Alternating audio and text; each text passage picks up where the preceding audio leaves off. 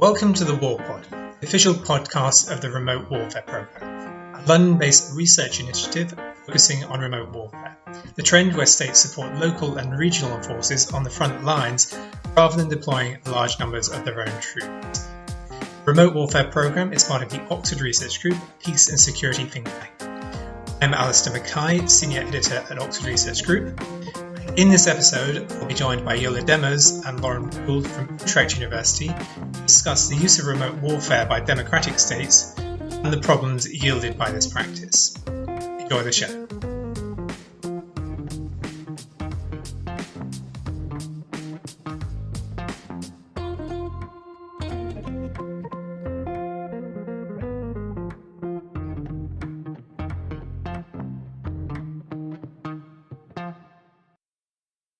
So hi both, thank you very much for dropping in. I thought we could start very simply by you introducing yourself and your work on this topic. Okay, I'll start then. My name is Jolle Demmers. I'm professor in conflict studies at the history department at Utrecht University in the Netherlands. I set up the Center for Conflict Studies about 20 years ago. And since then I've been teaching and writing on theories of violent conflict and war, on military neoliberalism, remote warfare, and under the heading of the intimacies of remote warfare, I'm currently engaged together with Lauren Gould in research projects on the spatial and temporal reconfiguration of warfare and its blowback effect. My name's Lauren Gould. I'm an assistant professor at the Center for Conflict Studies and work with Jolle Demmers. One of the questions that you asked was, how did we run into or start this project? It was very much while I was doing field research in Uganda in 2011.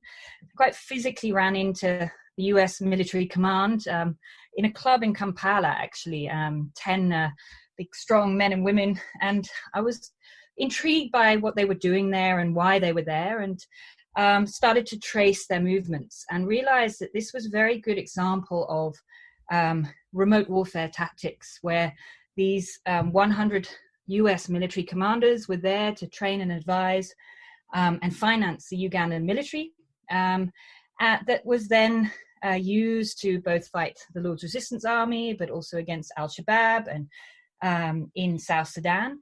So we see here through very few boots on the ground, the US had a very clear forward posture, as the DoD calls it, and was able to shape, the security environment in East Africa and really protect their interests there. So this is where the project started, and Jolle and I really traced the US military command across Africa and see what they've looked what they were up to, and set up a conference entitled the Intimacies of Remote Warfare Conference. And that was really the start of this program. And the program really aims to just inform academic, but also public debate about the kind of intimate realities of the remote wars that are waged in our name. And so the conversation piece, I suppose, as you could frame it for today, is this article that's recently published on international relations. And it's an early release chapter for a forthcoming volume on remote warfare. And the purpose of the volume is really to provide a sort of an introduction to this concept of remote warfare, but also to get as many interdisciplinary approaches to address this issue, which is not necessarily as in the forefront of debate as other kinds of engagement. And I think in the case of your chapter, it plays a very good introduction to the concept of remote warfare, but also a very excellent deep dive into the other issues surrounding it, particularly the reasons for its adoption and some of the problems yielded by this practice.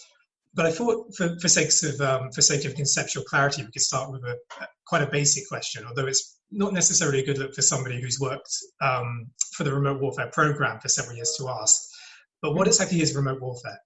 Liberal Western democracies are now increasingly resorting to a particular type of warfare that we call remote warfare to govern security threats from a distance.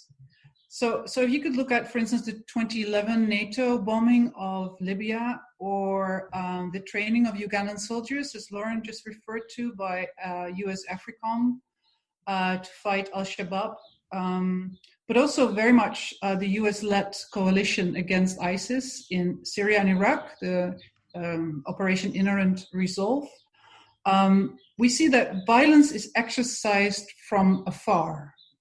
So remote warfare is then characterized or defined by a shift away from large boots on the ground deployments, such as we've seen in Afghanistan and in Iraq in 2003, and towards light footprint military interventions. And that those may involve using drone strikes, airstrikes, special forces, very often also private contractors, and training teams who assist local forces and local militias on the ground to do the actual fighting and the actual killing and dying. So what we see and what we call remote warfare is there's a move away from a classic notion of war, where violence is still exercised, but without exposing Western military personnel to enemies in a declared war zone under the condition of mutual risk. So, and we're interested in why we see this move to remote warfare, and also to think through the moral and political challenges of this new war. And I think in what we try and do in the piece, our key argument is that remote warfare, because of its far awayness towards democratic political deliberation about war. So remote operations are often kept very secret. They're very often portrayed as precise and surgical. And what they do is that they entail, and that's problematic in our eyes, they entail an extreme uneven distribution of suffering and death. And it are these particular qualities that we think will make Western liberal democracies more war prone in the future and not less. And that is what we argue then is the remote warfare paradox, that military violence is so remote and so sanitized that it becomes uncared for and even ceases to be defined as war. So that's how we see the term remote warfare as helpful. One of the things the article also addresses, as you mentioned, is the reasons why Western democracies have made this move to, I suppose you could call it fighting from a distance or sort of outsourcing the burdens of warfare. I was wondering if you could talk a little bit about some of the key reasons why you see this trend happening. So then that's a very good question. So why do we see this now, this turn to this remote form of interventionism? And we see a lot of colleagues asking themselves that question, and also trying to give labels to the remoteness of contemporary war. So we see all kinds of labels popping up: globalized war, coalition, proxy warfare. Some people call it transnational shadow wars, or surrogate warfare, or vicarious warfare. We've termed it liquid warfare earlier in a piece we wrote in Security Dialogue. But certainly also your remote warfare program simply calls it remote warfare. And there's I think, different genres of explanations for why we see this term. And in the piece, we identified 3 genres to explain the shift to what is considered this new way of war. The first is democratic risk aversion. The second is simply technology. And the third one is networking. And I can briefly say something about each of them. So the first reason, democratic risk aversion, argues that it is democracies particularly that turn to remote warfare as a way of risk aversion, and maybe simply put, decision makers in democracies fear losses among their own constituencies more than authoritarian leaders do, because of rising numbers of casualties will have, they fear, adverse effects on public support and simply lower their chance of re-election. So that's the argument, that that is the reason why in democracies there's this strong appeal to turn to remote technologies of warfare, simply to have less costs and therefore less risks politically. the other argument argues that it's much more technology driven. So there's a lot of focus on the turn to military robotics and autonomous weapons as explaining the turn to remote warfare, simply because we now have this technology. And of course, although the relation between technology and war is an old one, the recent revolution in military technology and the emergence of the military tech complex in this genre is seen to be the key driving force behind remote warfare. So basically, it's technology. And then the last one, the networking argument, or the genre that explains the rise to remote warfare from that idea of networking,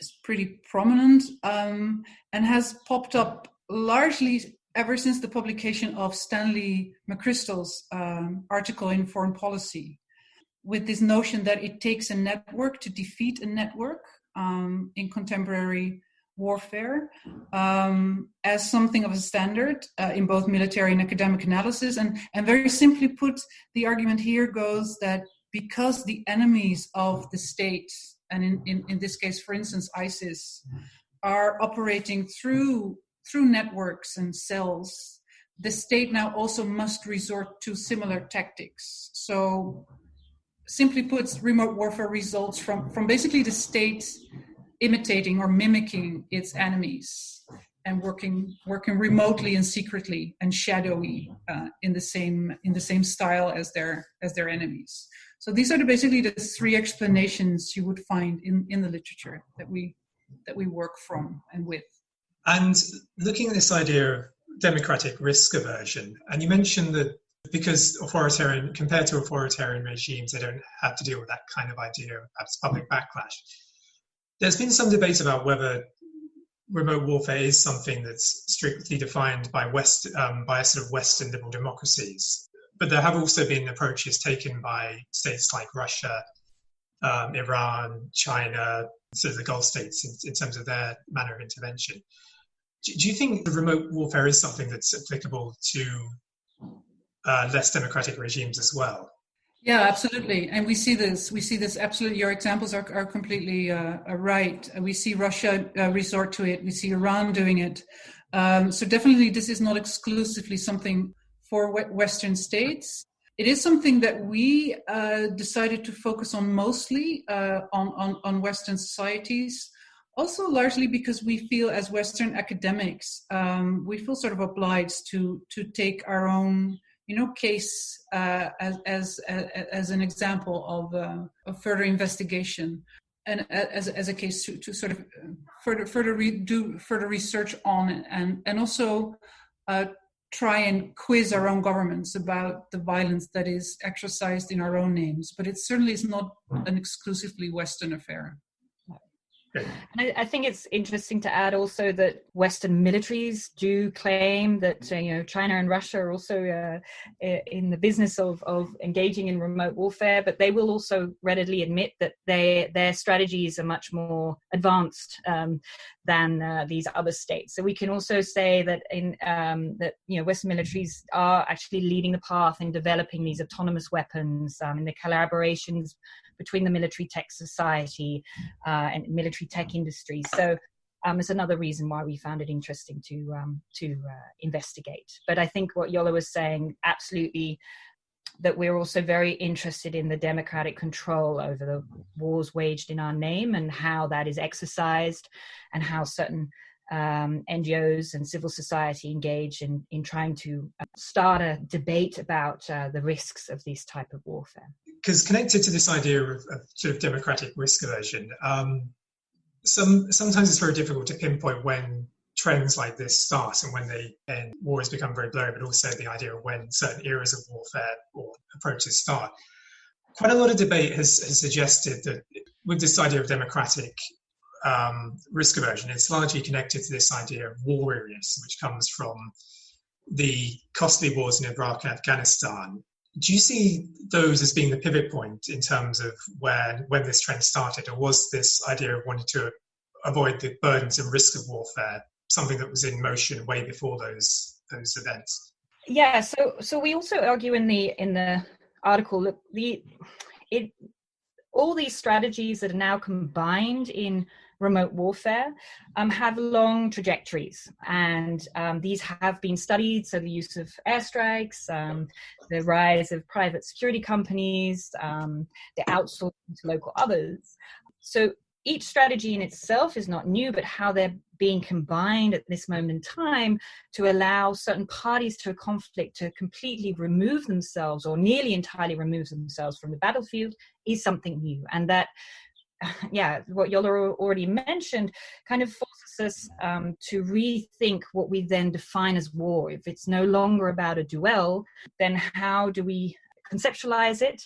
And sometimes, like Jolle also mentioned, some politicians don't even label these types of large-scale military interventions, such as the NATO bombings in Libya.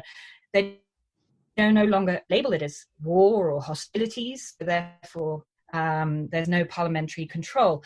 But I think, so each strategy has a long history. We mentioned, for example, the Vietnam War. After the Vietnam War, certain shifts started to take place in the move towards removing our military personnel from insecurity, and these shifts have developed over time. So with the program and in our chapter, we really try and see what this means for our conceptualization of warfare, how this type of warfare is legitimized compared to the Vietnam War or the 2003 invasion in Iraq, what that means for our democratic control of this type of warfare, and what happens when there is no longer a duel and there is no fair fight, how this type of warfare can lead to new forms of retaliation. And one of you mentioned there is this idea of whether it's defined as warfare. And I remember the chapters in this volume actually largely stem from a conference in 2019. And I remember one of the speakers actually said that one of the criticisms they had about remote warfare was, one of them was that remote is a little bit of a misnomer because it's remote for people in Western populations, but for the people on the ground it's very real, which is a very valid point. But the other point they raised was that they weren't really sure that it was warfare, and they came up with a less snappy title of grey zone engagement engagement in grey zone conflicts or something similar like that. But is there a danger by not defining it as warfare? Does it kind of make it, when we say it's something else like it's policing, does that make it potentially quite a dangerous practice? Because when we look at these practices, and one thing that you outline in the article is it does have very real consequences, and it's actually quite a serious set of violent practices going on there. So I was wondering, is it quite dangerous when we start suggesting this thing isn't warfare? Yeah, I think absolutely. I think the whole concept of war is being sort of, again, sanitized out of academic language too, which is interesting.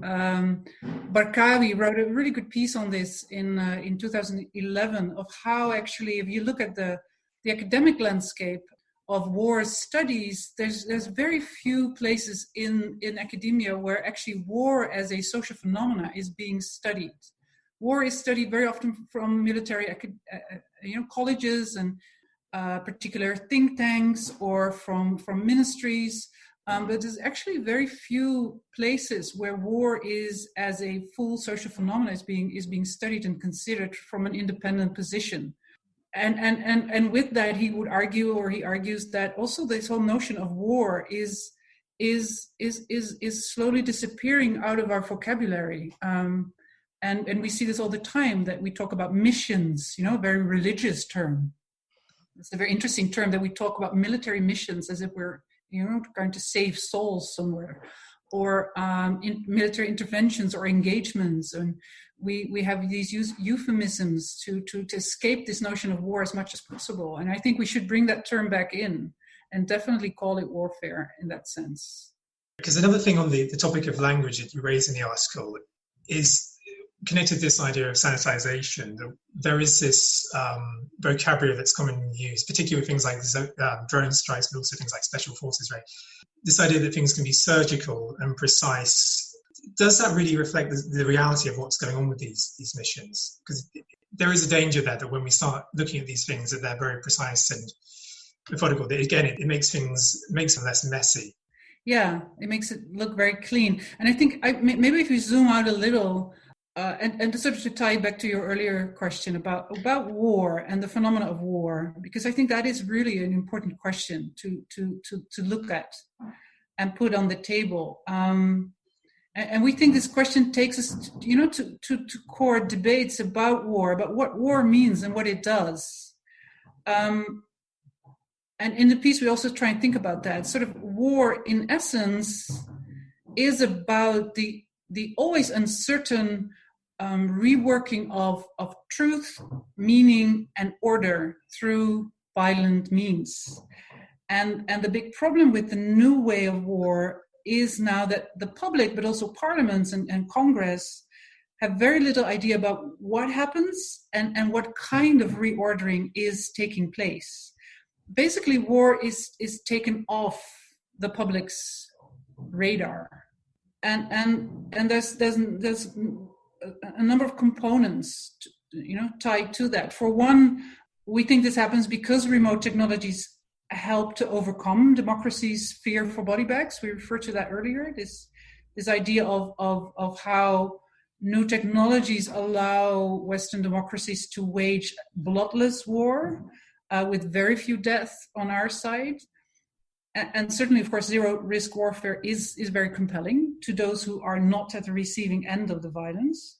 And our concern with the proliferation of this type of violence lies exactly in its normalization of this uneven distribution of death and suffering, and this how it presents us with a paradox. So if bloodless war becomes a reality, and if war becomes unreal to us, will we, as citizens of Western liberal democracies, care enough to restrain and control the violence that is exercised in our name? Zero direct risks and no body bags returning. We do foresee that remote technologies will come to facilitate war. And that brings us to the point that you now raise about the language of contemporary warfare. And the dangers of the sanitization of war. Because the problem with remote technologies such as drone strikes is that they're presented exactly as you say, as precise, as surgical, and by framing acts of military violence in these very medical terms, we're made to imagine that we're killing with care in a way. So we take issue with what we see as the production of a new type of ethical proposition that paradoxically presents killing, through this language as a sort of moral act of care, as some sort of ethical killing, or as some sort of humanitized violence. And that is very, very problematic and also dangerous, we would argue, because the sanitization of warfare directs our attention away from what is essentially a very political act. And if we take, for instance, the coalition bombings, Operation Inherent Resolve, that we take as a case study in the piece, the bombings of Iraq and Syria by this large coalition of forces, then these bombings need to be accounted for, both legally and politically. So why was the operation launched in the first place? What was the international legal mandate to do so? And if indeed the bombings against ISIS are legitimized as collective self-defense, is this then how Western democracies best protect our own and local citizens? What are, as Lauren already mentioned, what are the boomerang effects of destroying 80% of a city such as Raqqa with utmost precision?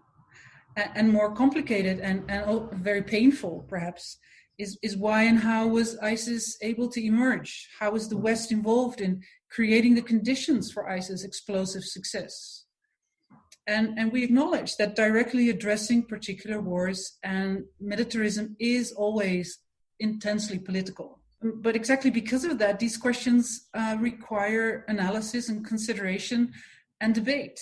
And in this, we need to move beyond these discourses of precision and sanitization, because in the end of the day, precision killings are still killings. So yeah, it's very important to look into the language component of this remote warfare machine. So I think also it's really good to understand why this language of precision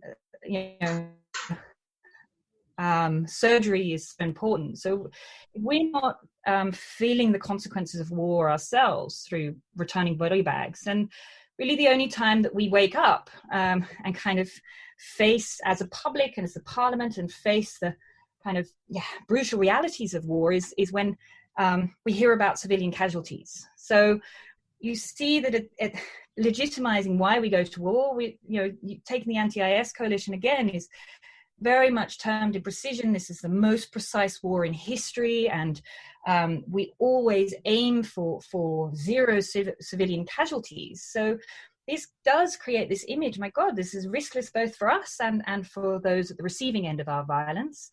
And therefore it seems like a very legitimate act of violence, because also this is, positioned against a narrative of the evil barbaric enemy other being ISIS.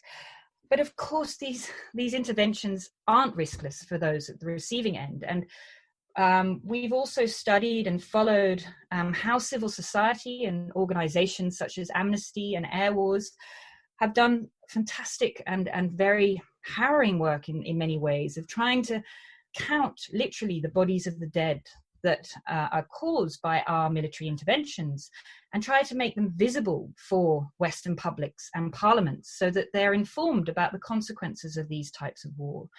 And they also use remote technologies, so they do open source technology, open source intelligence tracking, Facebook posts of when a bombardment happens.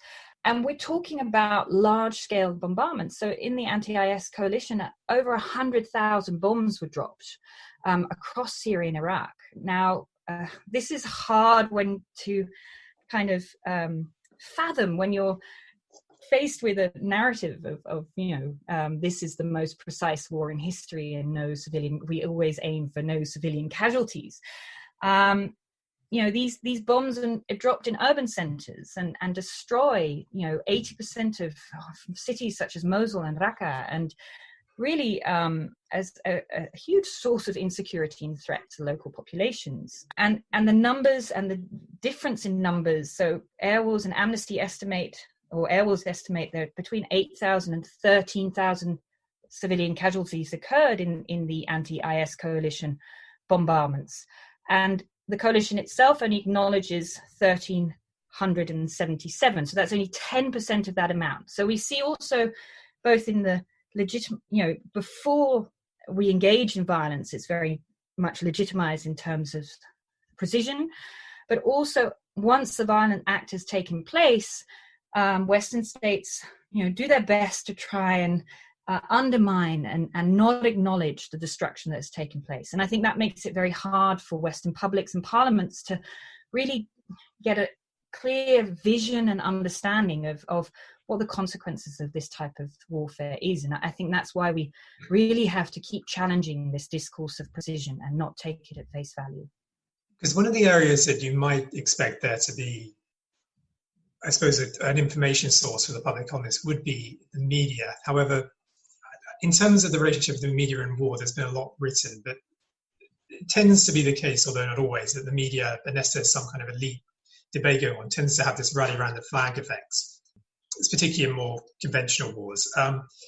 In terms of remote warfare, have you noticed sort of any kind of traits? I mean, is the media largely following the government line on things like civilian casualties and the narrative surrounding intervention, or do you think it is actually taking a more adversarial approach on things like this? Because we tend to find remote warfare, in terms of the coverage it receives, is really not ever on the front page. It's normally pushed very far back.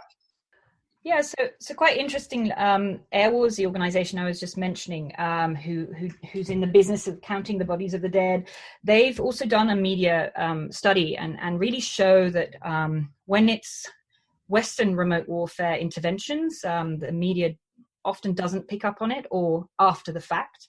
But when, for example, it's Russia remote warfare interventions, then it's a day-to-day tracking, and Air Wars is kind of quoted in these trackings as a legitimate kind of actor. And we see that when it's about Western interventions, often, yes, Air Wars numbers are used, but they're also followed up by a quote by a coalition member saying this is, again, the most precise war in history and we're doing our best to save civilians. So this makes it, again, like I said, very difficult for, I think, a Western public to know and understand the true kind of consequences on the ground. Yeah. And also because these mostly are wars that are kept literally very secret. Under state security legitimizations and justifications, it's very hard for journalists as well to find facts and to get the story out. For instance, in our case here in the Netherlands, we had in 2015 the Dutch participating in the Inherent Resolve operation, hitting a target in Hawija in Iraq, causing a lot of civilian deaths. And we're still in the midst of trying to get, including Parliament, is trying to get clarity about what happened. And the Ministry of Defense is still unwilling to give out details and information. So it's also, we have seen journalists really trying to get that story out, but they're being not helped and actually blocked by the government to actually bring their story. So that is also hugely problematic. So I suppose moving forward, one of the things that is called for is this idea of bringing politics back into the debate and making these things more accountable and more oversight. And I think a lot of it is connected to this idea that because it falls below the threshold of a lot of these activities are below the threshold of engagement, this idea of a grey zone, they can obviously sometimes be seen as non-combat and therefore not, upheld to the same level of scrutiny. But there would be a counter-argument to say that because of the secretive nature of these kind of things, there's a desire to keep this kind of opacity surrounding these practices. We do a lot of work on special forces where people have said this idea, these ideas are here for a reason. These kind of policies are not commenting on certain activities are there because there's security, there's a security issue here and we don't want to endanger what these guys are doing on the ground. Why is sort of transparency so important? Yeah, we often see this kind of tension and states legitimizing their own secrecy in name of national, operational, and even personal security during missions.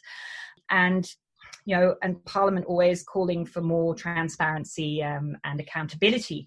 And I think there are different levels of transparency that can occur throughout and after a mission. But I think it's absolutely crucial that during a mission, Parliament is informed about the consequences of this type of warfare, because they are also part of the decision to continue or the decision to re-engage. And if they have absolutely no information about the outcome of this war, then they can't play their crucial democratic role. And I think it's incredible. So that I would say is very important during a mission, but also if we have no acknowledgement of the suffering that has occurred. So Jolle was talking about this bombardment in Hawija. So the Dutch, for 5 years, didn't acknowledge that they were even responsible for this attack, whereas it was well known that many civilian casualties occurred. And then afterwards, they played this game of strategic ignorance and tried to say, well, the civilian count is not legitimate and we don't know how many civilians occurred. This game to not take political accountability. We have to think about what that means and how that is perceived in the eyes of those civilians who know exactly what happened and who died due to that intervention, and what kind of insecurities that creates, but also what kind of grievances that creates to this style of what we call Western liberation. So I think transparency and accountability is crucial if we don't want to feed into the next round of cycle of violence. And I think one thing we often discover is that this idea of linking, when we talk about security, there is often more of a strategic gain to be had through transparency, particularly when you look at things like civilian casualties, because the narrative is not necessarily truthful from Western states, particularly in the US, and particularly around the no civilian casualty narrative that was going around quite heavily until recently, which is obviously not the case.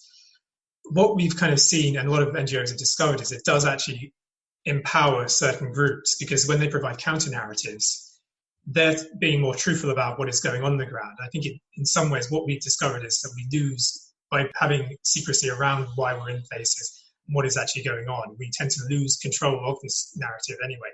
And this has very serious strategic consequences for what we're trying to do in these places. Yeah, and also the notion that, in this digital time and age, it is very naive to think that, everything is recorded, everything is shared, everything is in the echo chambers of internet is shared and sent around. So it's not very strategic, really, to think that you could, in the end, keep that kind of secrecy or keep it away from at least certain audiences. And that's of course what happens. Yeah. And how we, in that sense, also create our own Frankensteins time and again, And those are the questions I referred earlier back to. Sort of, what is the connection between the rise of ISIS and the massive U.S.-British intervention in 2003? It would be quite naive to think that there's no connection. So we're constantly creating our own Frankensteins by thinking that this can all be kept secret and is not going to boomerang back into our own societies too. What roles do you see NGOs playing in this process? Are the NGOs the key people who are going to keep leading this conversation in the future, or is this going to be something that you see becoming more of a mainstream political issue? Yeah, so I'll pick up on that. I think the role of NGOs, also investigative journalists and academics like ourselves, and the collaboration between these different actors is of crucial importance. So it takes, we say, an assemblage to wage remote war, so coalition warfare from a distance, but it also takes an assemblage of different actors to resist and push for different practices. So here in the Netherlands, we're part of a consortium with Airwars and Amnesty and a number of Dutch NGOs such as PAX and Open States Foundation. And we're really trying to collaborate also with the Ministry of Defense to improve their transparency records, to say, transparency on the short and long term will work in your benefit. And we now are engaging in roundtables with them. So I think these kind of collaborations are incredibly important, to bring the truth to the table. And we need each other. There's no one expert in this field. We need each other's expertise to unravel the, very complex lines of responsibility in these types of warfare, but also to pressure our governments to behave differently. So there I draw a lot of hope from, but a lot of work still is yet to be done. Yeah, I think absolutely. I think, and with those kinds of coalitions, what we aim to do is to bring the public back into this, and to bring politics back into these phenomena, and to have debate about it. We can disagree on a lot of things, but at least have it out there in the public, on the table. And there's a couple of things that, there's a couple of very straightforward things that we can suggest, and we're trying to suggest here. So things can be done in that sense. For one, I think the new strategies for military engagement that come with remote warfare have to find a reflection in new political decision-making procedures, and we're pushing for that now in this coalition that we're having with these NGOs. So new political decision-making procedures are needed. Any form of military intervention, whether it's offensive or defensive, that results in acts of physical harm on the ground, should eventually be put through careful parliamentary scrutiny, such as, for instance, in the US, the War Powers Resolution. And this is what engaging in hostilities, this euphemism, should mean, inflicting harm to enemy combatants or civilians. And that process always has to be carefully thought through in public debate, but certainly in parliaments, in Congress. And another thing that we're trying to do with this group is and of course, remote warfare program is very prominent in that sense, in writing its reports and making these kinds of podcasts, is we need more analysis and dissemination and debate on the intimate realities of remote warfare. So, to set up research projects also looking into how these bombardments, these types of interventions, how they resonate, reverberate in locales, in theaters of war. So do research at the receiving end of this story of the violence, and I think, and that's also how we end the piece, the chapter, is that Western democracy's claims to the moral high ground in respect to the brutality of war are really uncalled for. As we say in the piece, all war is terrible. Whether it's executed by a soldier piloting a weaponized drone or an insurgent's improvised explosive device, there's no such thing as sophisticated violence. And this notion of the clean and precise violence that we execute is something that really has to be debated and discussed and countered in different ways.